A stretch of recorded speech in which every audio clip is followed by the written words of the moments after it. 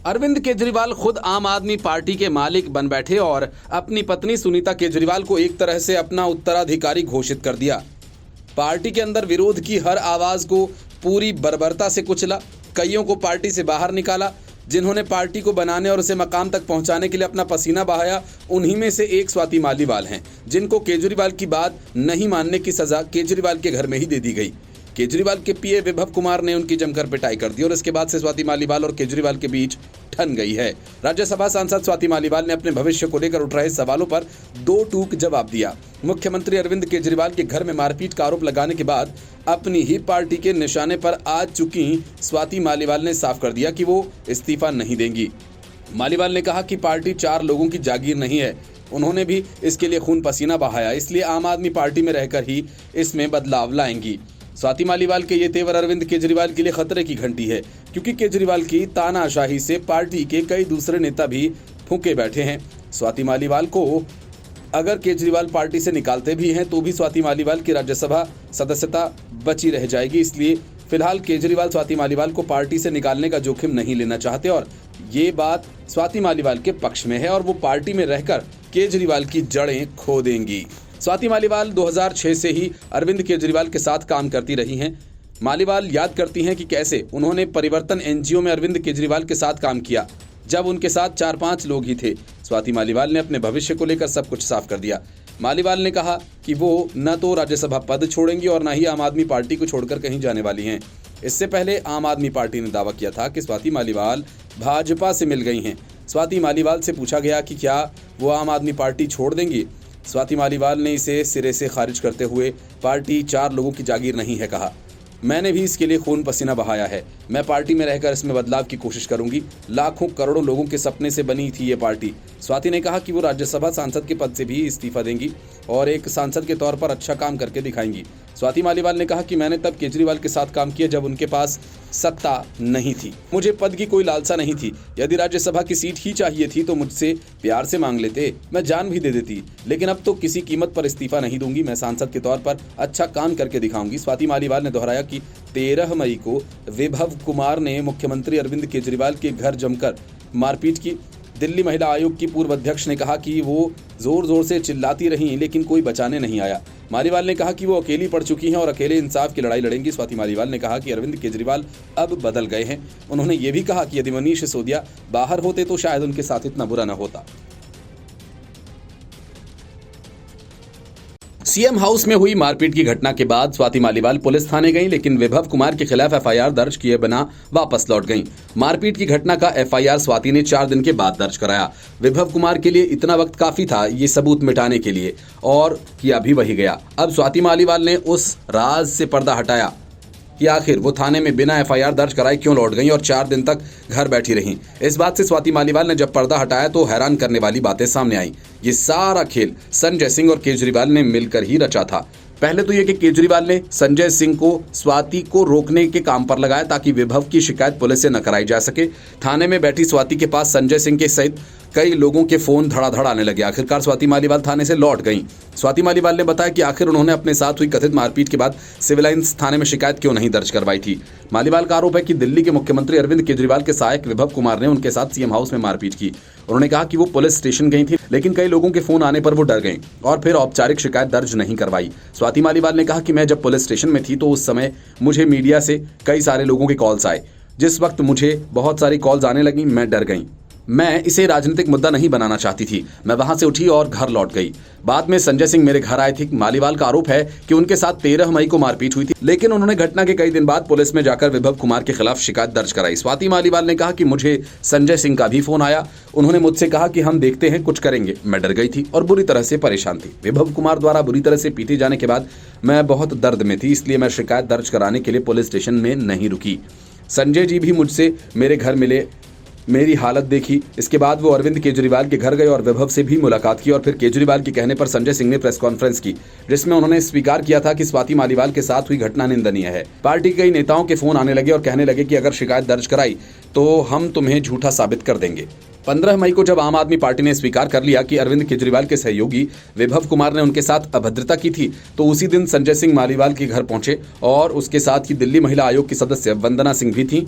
संजय सिंह के जाने के बाद सौरभ भारद्वाज और आतिशी मरलेना ने स्वाति मालीवाल के खिलाफ मोर्चा खोल दिया। एडिटेड वीडियोस जारी किए गए और फिर स्वाति मालीवाल को बदनाम करने का घटिया खेल शुरू हुआ, जो अभी तक जारी है। Bureau report, news of India. Atishi Marlena और सौरभ भारद्वाज के बाद अब अरविंद केजरीवाल ने यूट्यूबर ध्रुव राठी को स्वाति मालीवाल को बदनाम करने के मोर्चे पर लगाया है। यह वही ध्रुव राठी है जिसका एक वीडियो रीपोस्ट करने के बाद अरविंद केजरीवाल आपराधिक मानहानि का मुकदमा झेल रहे हैं। इस मामले में सुप्रीम कोर्ट ने केजरीवाल को सुलह करने का वक्त दिया है। अब वही ध्रुव राठी स्वाति मालीवाल के खिलाफ सक्रिय हो गया है। स्वाति मालीवाल ने बताया है कि यूट्यूबर ध्रुव राठी के वीडियो के बाद उन्हें रेप हत्या की धमकियां मिल रही हैं। उन्होंने कहा है कि ध्रुव राठी ने बिना उनके पक्ष लिए एक तरफा वीडियो बना दिया है। उन्होंने बताया कि आम आदमी पार्टी की तरफ से उन्हें शिकायत वापस लेने के लिए धमकाया जा रहा है। स्वाति मालीवाल ने एक्स पर एक पोस्ट लिख के कहा कि उनके पहले ही आम आदमी पार्टी के कार्यकर्ताओं और नेताओं ने चरित्र हनन किया और उनके पीड़ित होते हुए भी उन्हीं को दोषी ठहराया। इसके बाद जब यूट्यूबर ध्रुव राठी ने इस पर वीडियो बनाया तो उनको हत्या और रेप की धमकियां मिलने लगी। स्वाति मालीवाल ने बताया कि उन्होंने ध्रुव राठी को अपना पक्ष बताने के लिए कॉल और मैसेज किए, लेकिन राठी ने उसका पक्ष बिना जाने ही वीडियो बना दिया। उन्होंने कहा है कि ध्रुव राठी को इस बात पर शर्मिंदा होनी चाहिए कि वह आम आदमी पार्टी के प्रवक्ता की तरह व्यवहार कर रहे हैं और पीड़ित पर ही प्रश्न उठा रहे हैं। स्वाति मालीवाल ने ध्रुव राठी से उनके वीडियो में कई जानकारियां ना देने को लेकर कई प्रश्न भी पूछे हैं। उन्होंने कहा है कि आखिर जब आम आदमी पार्टी ने एक दिन उनके साथ बदसलूकी की बात मान ली थी तो आखिर बाद में उस स्टैंड से यू टर्न क्यों ले लिया। मालीवाल ने ध्रुव राठी से पूछा कि आखिर उन्होंने अपनी वीडियो में उनकी मेडिकल रिपोर्ट का जिक्र क्यों नहीं किया जिसमें उनकी चोट का खुलासा हुआ है। उन्होंने जानबूझकर छोटा वीडियो रिलीज किया और विभव कुमार के फ़ोन फॉर्मेट होने को लेकर प्रश्न पूछे। मालीवाल ने कहा कि ध्रुव राठी ने अपनी वीडियो में यह नहीं बताया कि विभव कुमार को मुख्यमंत्री आवास से गिरफ्तार किया गया। उन्हें घटनास्थल पर सबूत मिटाने का मौका क्यों दिया गया। मालीवाल ने भाजपा के लिए काम करने के आरोपों पर कहा कि वह महिलाओं के लिए काम करती रही हैं, आखिर वह भाजपा द्वारा कैसे खरीदी जा सकती हैं। स्वाति मालीवाल ने उनको भेजी गई रेप और हत्या की धमकियों की स्क्रीनशॉट भी डाले और कहा कि वह इस मामले को दिल्ली पुलिस के पास लेकर जा रही है। उन्होंने कहा कि अगर उन्हें कुछ होता है तो जिस व्यक्ति ने इसे चालू किया है वह इसका जिम्मेदार होगा। 13 मई 2024 को दिल्ली के सीएम आवास में स्वाति मालीवाल के साथ अरविंद केजरीवाल के पूर्व पीए विभव कुमार ने मारपीट की थी और उनको अभद्र गालियां दी थी। इस मामले में स्वाति मालीवाल ने एफआईआर दर्ज करवाई थी, जिसके बाद विभव कुमार को गिरफ्तार कर लिया गया। विभव कुमार फिलहाल न्यायिक हिरासत में तिहाड़ जेल में हैं।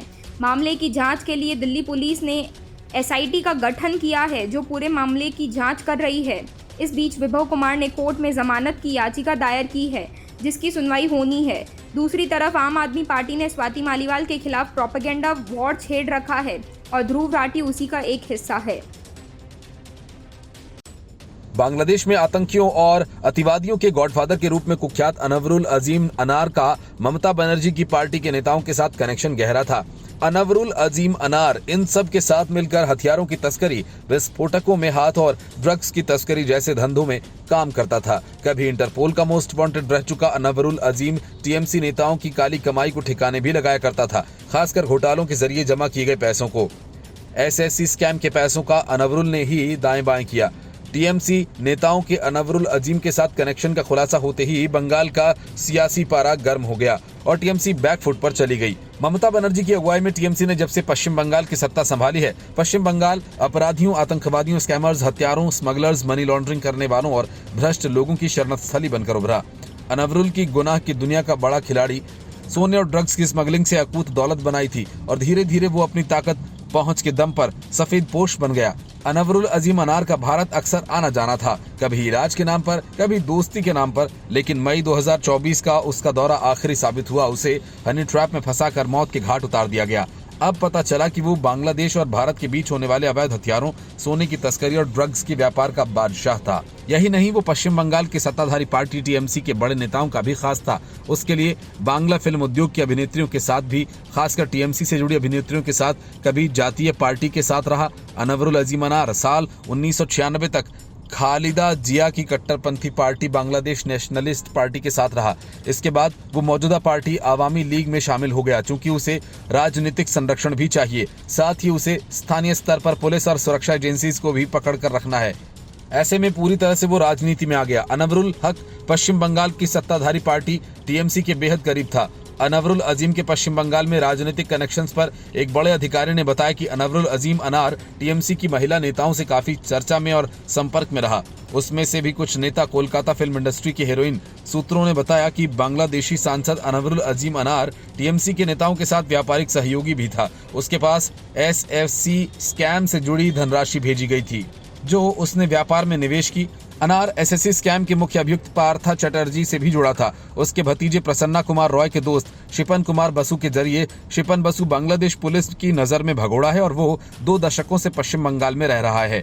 शिपन बसु अपने शुरुआती दिनों में बांग्लादेश में सक्रिय रहे माओवादी नक्सलवादी ग्रुप पूर्वो बांग्ला कम्युनिस्ट पार्टी से जुड़ा रहा है। अपने वामपंथी नक्सलवादी दिनों में शिपन कुमार बोस कई आपराधिक गतिविधियों जैसे डकैती, रेप, वसूली और हत्याओं के मामले में शामिल रहा था। बाद में बसु अनवरुल अजीम के ट्रांस बॉर्डर स्मगलिंग रैकेट में शामिल हो गया। इसी रैकेट के दम पर वो भारत से बांग्लादेश के बीच सोने, ड्रग्स और हथियारों की तस्करी का रैकेट चलाता था। चूंकि अनवरुल बांग्लादेश में सम्मानित व्यक्ति बन गया था और पश्चिम बंगाल की सत्ताधारी पार्टी के बड़े नेताओं से उसके अच्छे लिंक थे, ऐसे में स्मगलिंग गिरोह के अकूत कमाई की ढाका ट्रिब्यून की एक्सक्लूसिव रिपोर्ट के मुताबिक अनवरुल अजीम पुराना पापी रहा है। वो आतंकी गुटों की सहायता करता था। Bureau report, news of India.